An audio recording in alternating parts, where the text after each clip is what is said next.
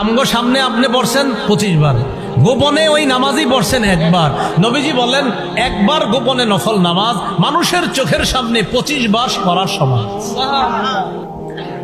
গোপন ইবাদত বাড়ানোর উপায় কি? আমি আপনাদের সামনে 6টা উপায় বলবো, একটু মনে রাখেন। বলেন কয় উপায়? 6 উপায়। 1 নম্বর উপায়, অন্তরের ইবাদতে মনোযোগ দেওয়া। 2 নম্বর উপায়, অন্তরের ইবাদতে তো প্রথমে মনোযোগ দেওয়া। 2 নম্বর, সৎ আমলের নিয়ত করা। বলেন তো 2 নম্বর কিসের নিয়ত করা? নিয়তের সম্পর্ক কি বাহ্যিক অবস্থার সাথে না কলবের সাথে? এটা গোপন বিষয়। 3 নম্বর, বলেন গোপনে বেশি বেশি দোয়া করা। 4, বলেন গোপনে বেশি বেশি জিকির করা। 5, বলেন গোপনে বেশি বেশি কোরআন তেলাওয়াত করা। 6, গোপনে বেশি নফল নামাজ পড়া।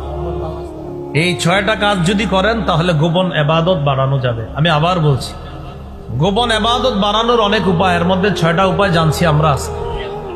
1 নম্বর গোপন ইবাদত বাড়ানোর উপায় হলো অন্তরের ইবাদতে মনোযোগ দেওয়া।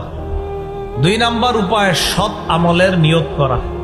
3 নম্বর, গোপনে বেশি বেশি আল্লাহর কাছে দোয়া করা।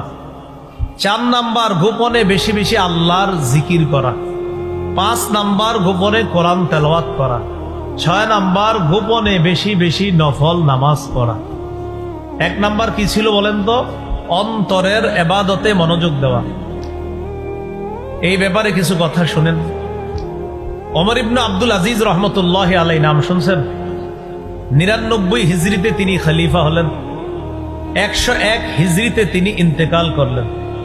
2 বছর 5 মাস তিনি খেলাফতের দায়িত্বে ছিলেন। 2 বছর 5 মাস তিনি তার দায়িত্ব পালন করার মাধ্যমে সারা পৃথিবীকে বুঝিয়ে দিয়েছেন ন্যায়পরায়ণ শাসক কাকে বলে আর দুনিয়াতে ইনসাফ কিভাবে প্রতিষ্ঠিত করতে হয়। মাত্র 2 বছর 5 মাসে পুরা দুনিয়াবাসীকে শিখিয়ে দিয়েছে। এই ওমর ইবনে আব্দুল আজিজ রহমতুল্লাহ আলাইহি জুমার নামাজের দিন মিম্বরে দাঁড়ায়া তিনি বলতেন, ইয়া আইয়ুহান নাস আসলিহু আখিরাতাকুম ইউসলিহিল্লাহু লাকুম দুনিয়াকুম। হে মানুষ, তোমরা তোমাদের আখিরাতকে সংশোধন করো, আখিরাতকে পরিশুদ্ধ করো, তোমাদের দুনিয়াটা আল্লাহ পরিশুদ্ধ করে দিবেন। সুবহানাল্লাহ। ওয়া আসলিহু সারাইরাকুম ইউসলিহিল্লাহু লাকুম আলানিয়াতাকুম। ও মানুষ, তোমরা তোমাদের গোপন বিষয়গুলা বেশি বেশি পরিশুদ্ধ করো, তোমাদের প্রকাশ্য বিষয়গুলা আল্লাহ পরিপাটি করে দিবেন। সুবহানাল্লাহ। এটা হলো অন্তরের ইবাদতে মনোযোগ দেওয়া, গোপন বিষয়গুলাতে মনোযোগ দেওয়া।